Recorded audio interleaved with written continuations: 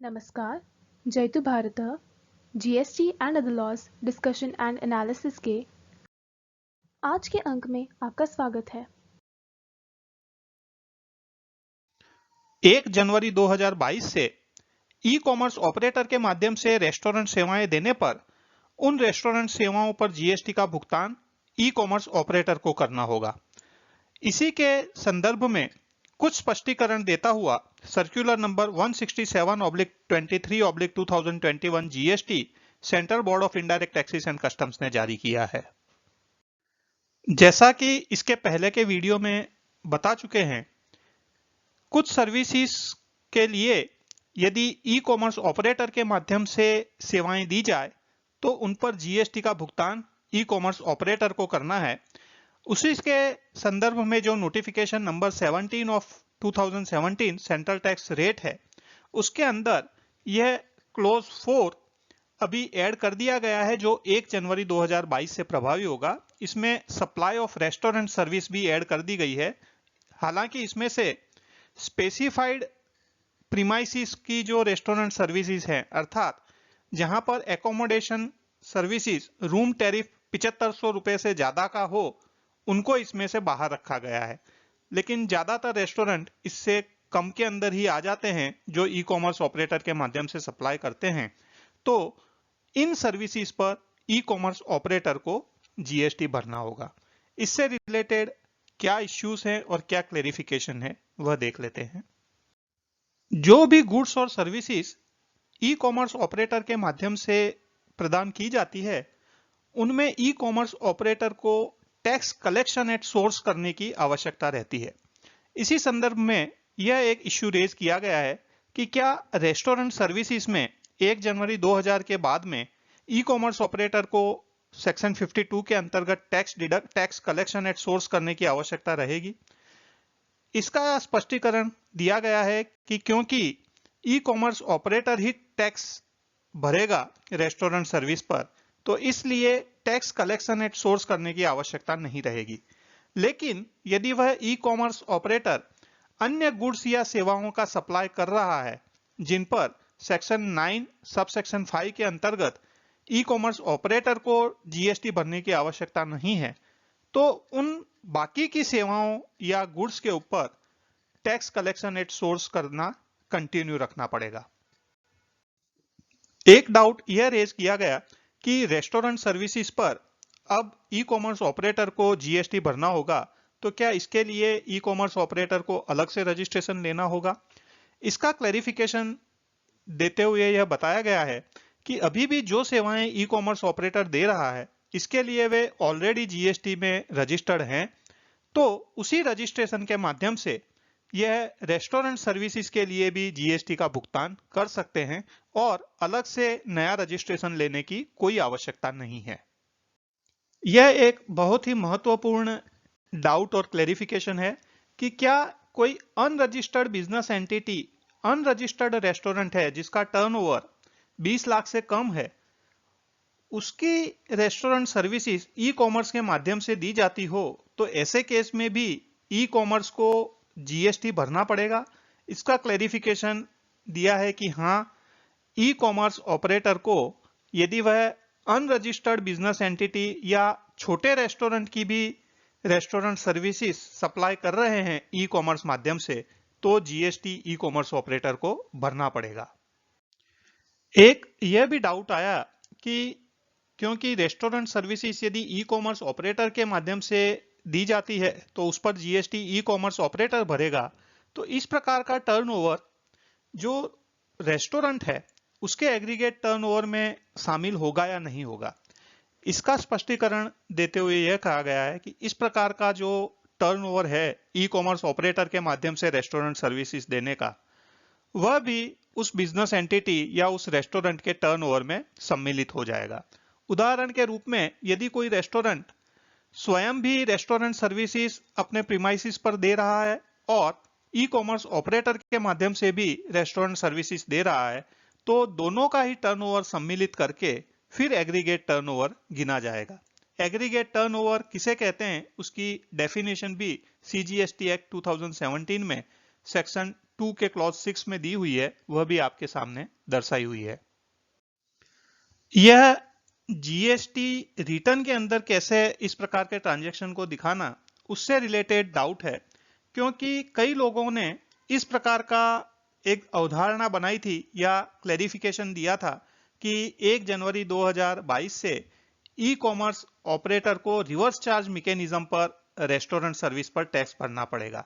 वास्तव में यह रिवर्स चार्ज मैकेनिज्म नहीं है, यह एक अलग से प्रोविजन है सेक्शन 9 का सब सेक्शन 5, जिसके अंतर्गत यह सर्विसेज नोटिफाई की गई है, इसलिए इसे रिवर्स चार्ज मैकेनिज्म नहीं कह सकते।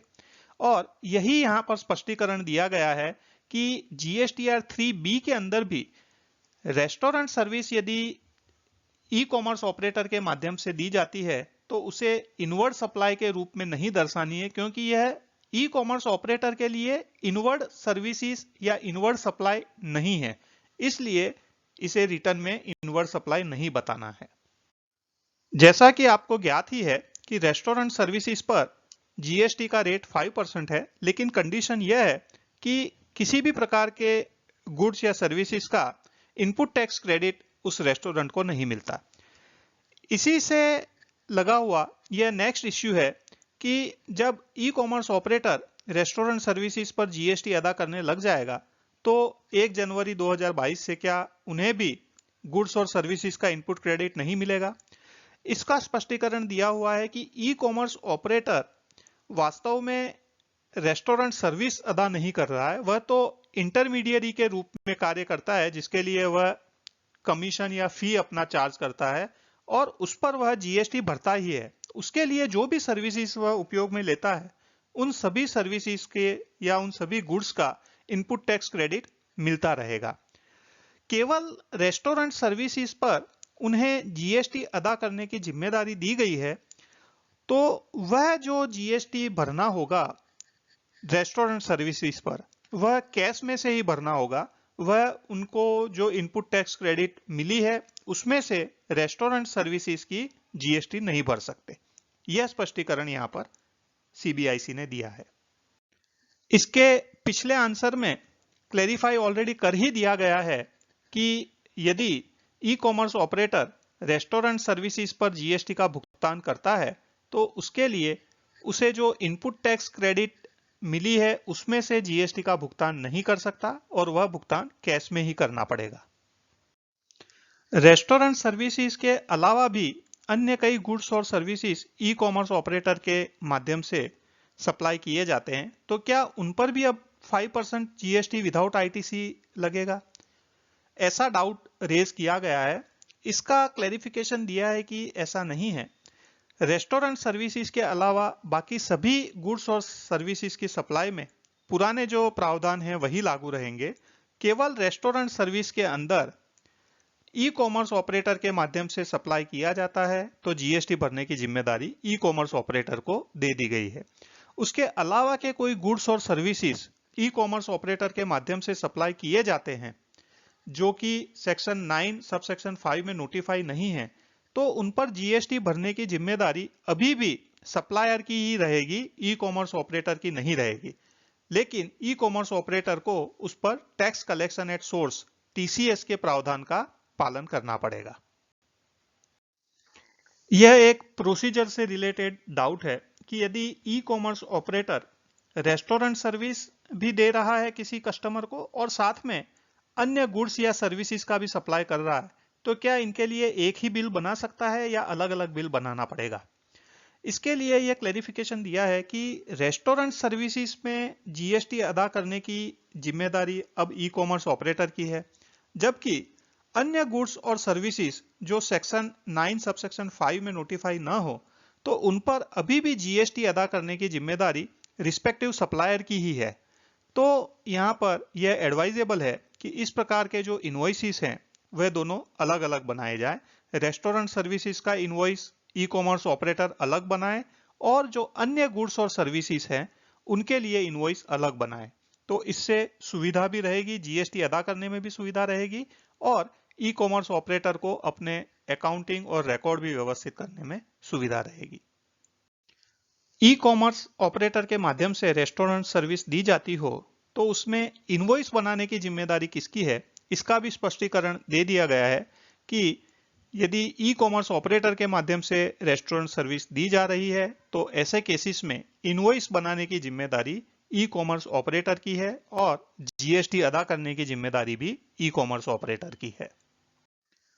ई कॉमर्स ऑपरेटर के माध्यम से जो रेस्टोरेंट सर्विसेज सप्लाई की जाती है उसे ई कॉमर्स ऑपरेटर को अपने जीएसटी रिटर्न्स में किस प्रकार से दिखाना है और जो रेस्टोरेंट है उसे अपने जीएसटी रिटर्न्स में कैसे दिखाना है, उसके बारे में यह स्पष्टीकरण दिया गया है कि ई कॉमर्स ऑपरेटर वह अपने जीएसटीआर 3B के अंदर इस प्रकार की सर्विसेज को आउटवर्ड टैक्सेबल सप्लाईज के कॉलम में फिलहाल दर्शा सकते हैं।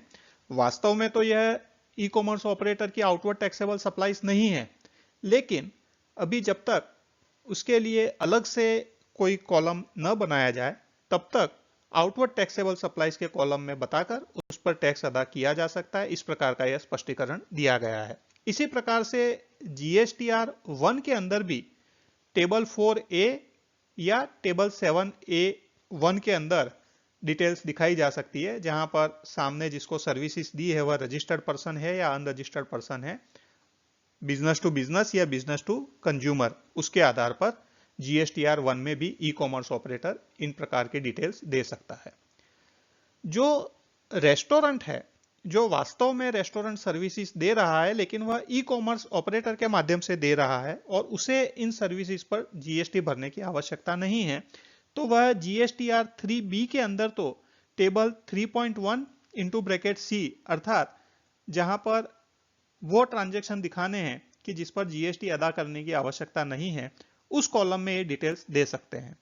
जीएसटीआर 1 में इस प्रकार के ट्रांजैक्शन कहां दिखाना है, इसके लिए स्पेसिफिकली टेबल का नंबर नहीं दिया है। मुझे लगता है यह यहां पर चूक हुई है इस सर्कुलर में, जहां लिखा है कि supplies of restaurant services made through E को इन टेबल ऑफ जीएसटीआर 1, लेकिन टेबल के बाद में वो टेबल नंबर या वो डिटेल्स बताना रह गया है, तो इसके लिए और एक स्पष्टीकरण या कोरिजेंडम आने की संभावना है। आज के अंक में बस इतना ही। धन्यवाद। Please like, share and subscribe. आपको और किसी जीएसटी रिलेटेड विषय पर जानकारी चाहिए विशेषतः तो कमेंट्स में लिख सकते हैं। जय हिंद।